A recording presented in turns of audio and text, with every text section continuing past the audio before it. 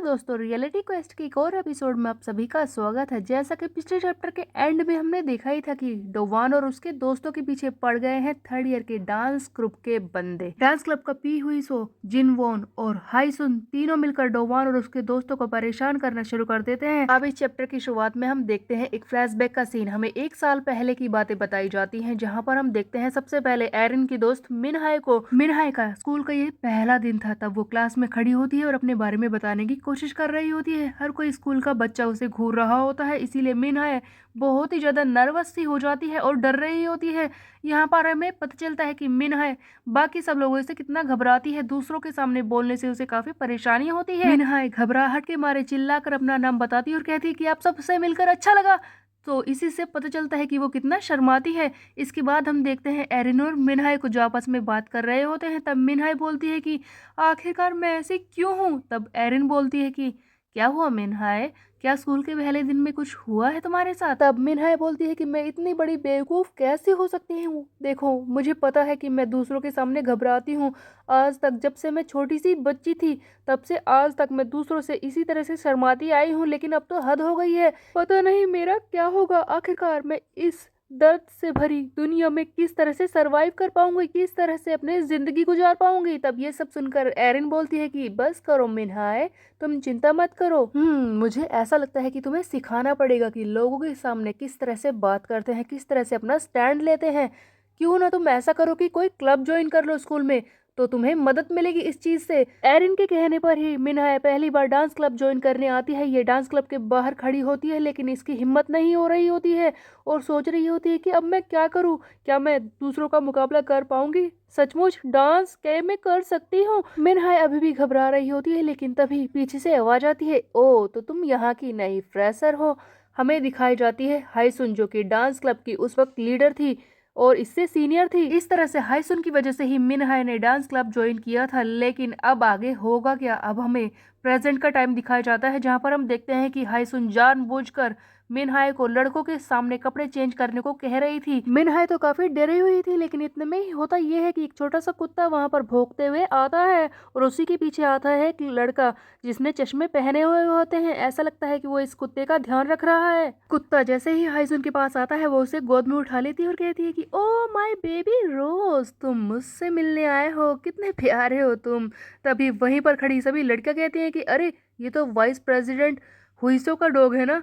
हमारी हाईसुन तो इसे देखकर पागल ही हो जाती है, वो किसी और पर ध्यान ही नहीं देती। हाईसुन कुत्ते को उठाकर वहां से जाने लगती है। तभी गेट पर खड़े लड़के बोलते हैं कि अब डांस प्रैक्टिस का क्या, तुम तो यहाँ पर डांस प्रैक्टिस करने आई थी ना। तब हाईसुन बोलती है कि देखो मेरी बात को ध्यान से सुनो, मेरे हाथ में रोज है, मैं इसे वॉक पर ले जाना चाहती हूँ। आखिरकार ये मुझे इतना पसंद जो करता है, समझे। और डांस प्रैक्टिस किसी और दिन कर लेंगे, तुम ये जगह इस्तेमाल कर सकते हो। और ये कहकर हाईसुन कुत्ते को लेकर वहां से चली जाती है। मिनहाय ये सब देखकर हैरान हो जाती है कि अभी तो ये मुझे डांस प्रैक्टिस करने के लिए कह रही थी और अभी यहाँ से चली गई। ऐसा लगता है कि हुइसो ने जानबूझकर कुत्ते को भेजा ताकि हाईसुन को बुला सके, क्योंकि इन डांस क्लब के सीनियर्स का मकसद है बस डोवान और उसके दोस्तों को बुरी तरह से परेशान करना और डराना। और मिनहाय काफी ज्यादा डरी हुई है इस वक्त। किसी तरह से ये दिन निकल जाता है। उसके बाद हमें दिखाया जाता है अगले दिन का सीन, जहाँ पर डोवान जैसे ही स्कूल में आता है तभी वो देखता है कि क्लास में कई सारे बच्चे उसके लॉकर के पास ग्रुप बनाकर खड़े हैं और कह रहे हैं कि कितनी बदबू आ रही है, देखो कितनी गंदा है, किमची रख दी है किसी ने यहाँ पर, ये किसने किया होगा। जैसे ही डोवान अपना स्कूल का लॉकर खोलकर देखता है, उसमें बहुत ही ज्यादा बदबू आ रही होती है, क्योंकि इसके अंदर किसी ने किमची गिरा रखी थी। डोवान की सारी किताबें वो भी गंदी हो चुकी हैं। हुइसो के कहने पर स्कूल का ही एक ग्रुप उसे परेशान कर रहा है और बार बार अपना रेड मार्क यानी कि क्रॉस वाला मार्क बनाकर चला जाता है। आखिरकार कौन थे वो बंदे। इसके बाद हमें दिखाया जाता है कि जीहान और डोवान एक जगह पर बैठे होते हैं। तब डोवान बताता है कि किसी ने उसके जूतों में थंब स्टैक रख दिया था। तब जीहान बोलता है कि क्या इतना घटिया प्रैंक तुम्हारे साथ किसने किया डोवान, तुम्हें चोट तो नहीं लगी। तब डोवान बोलता है कि नहीं नहीं, मुझे ज्यादा चोट नहीं लगी है, लेकिन एक के बाद एक ये सारी घटनाएं बढ़ती जा रही है। तब जीहान बोलता है कि मैं जानता हूँ कि ये हुइसो और उसके साथियों का ही काम है, तुम जाकर टीचर्स को क्यों नहीं बताते, वो उन्हें अपने आप ही देख लेंगे। तब डोवान कहता है है कि मैं ऐसा नहीं कर सकता, आखिरकार मेरे पास इन सब चीज़ों का सबूत क्या है कि ये सब हुईसो और उसके साथ ही कर रहे हैं।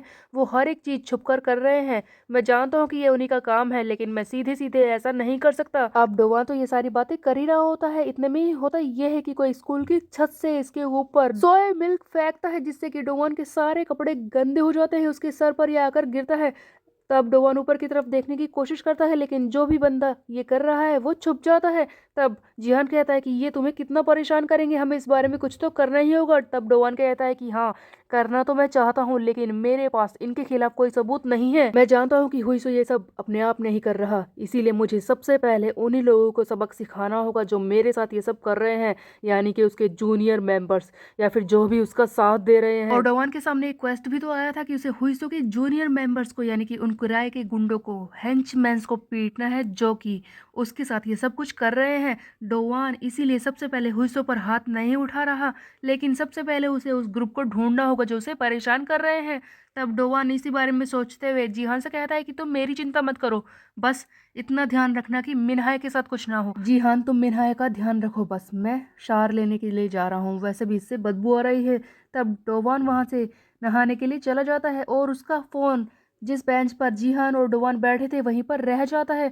हम देखते हैं कि छत से वो लड़का, वो बंदा जिसने डोवान के ऊपर ये सोया मिल्क फेंका था, वो ये सब कुछ देख रहा होता है कि डोवान अपना फोन उसी टेबल पर भूलकर चला गया है। तब छत पे खड़ा वो बंदा बोलता है कि देखो, इस लूजर को अपना फोन भूलकर चला गया, चलो सबसे पहले हुईसो को बता देता हूँ कि मैंने अपना काम कर दिया। हम देखते हैं कि ये बंदा हुईसो के पास मैसेज भेजता है कि इसने डोवान के ऊपर वो फेंक दिया है और अब इसे वो कैंडी चाहिए। तब यहाँ पर हुईसो बोल रहा होता है कि लगता है इस कैंडी के लिए ये लोग कुछ भी कर देंगे। वैसे डोवान, अब तो तुम्हारे साथ काफ़ी कुछ हो चुका है, मैं जानता हूँ कि तुम कुछ ना कुछ रिएक्ट करोगे, मैं भी देखना चाहता हूँ कि क्या करने वाले हो। अब यहाँ से सीन को शिफ्ट कर दिया जाता है, हमें एक जगह दिखाई जाती है जहाँ पर कुछ स्कूल के लड़के खड़े होते हैं और आपस में बात कर रहे होते हैं। इन्हीं में से एक बोलता है कि आज तुम में से किसी को कैंडी मिली, कुछ कर पाए? तभी दूसरा बताता है कि अरे हाँ, मुझे मिली है दो। तुझे पता है, मैंने उसके जूते में थम्स टैग रख दिया, जिसकी वजह से मुझे दो कैंडीज मिली। तो दूसरा बोलता है कि अरे यार, मैंने कैसे नहीं सोचा ये आइडिया। यहाँ पर खड़ा हर एक लड़का डोवान पर कुछ ना कुछ प्रैंक करने के लिए, यानी कि उसे परेशान करने के लिए अपने आइडियाज बता रहा था जो इन लोगों ने किए हैं, और इन सब के बदले में हुईसो से इन्हें कैंडी मिली है। ऐसा लगता है कि ये कैंडी एक तरह का ड्रग्स ही है, क्योंकि उसी की लत की वजह से ये लोग ऐसा कर रहे हैं। वहीं पर खड़ा एक बंदा अपने हाथ में कटर लेकर कह रहा होता है कि क्यों ना मैं उसकी पीठ से कट मार्क बना दूं, अच्छा होगा, मुझे कैंडी मिल जाएगी। तब दूसरा बोलता है कि नहीं नहीं, ऐसा मत करना, हुईसो ने साफ साफ कहा है कि अगर हम में से कोई भी पकड़ा गया ना तो हमें आगे कैंडी मिलेगी नहीं, और हम ऐसा नहीं होने दे सकते। सो गाइस, यही वो ग्रुप था जो कि डोवान को इतने दिन से परेशान कर रहा है और अपना क्रॉस वाला मार्क बनाकर चला जाता है। ये हर एक बंदा अपने प्लान बना रहा है डोवान को परेशान करने के लिए, सिर्फ कैंडी हासिल करने के लिए। तभी वहीं पर बैठा एक बंदा बोलता है कि कैंडीज लेने में कितनी मुश्किल हो रही है, क्या हम छोटे बच्चे हैं जो ऐसा नहीं कर सकते? खैर, ऐसा है कि कैंडी फ्री तो है, कम से कम इस घटिया लड़के डोवान को परेशान करने के बदले में हमें कैंडी फ्री में मिल रही है, यही अच्छी बात है। तभी हम देखते हैं कि सामने के दरवाजे से एक बंदा बोलते हुए आता है कि देखो गाइस, मैंने तो आज कमाल कर दिया, तुम लोगों का कैसा रहा? मैंने आज दो काम किए हैं।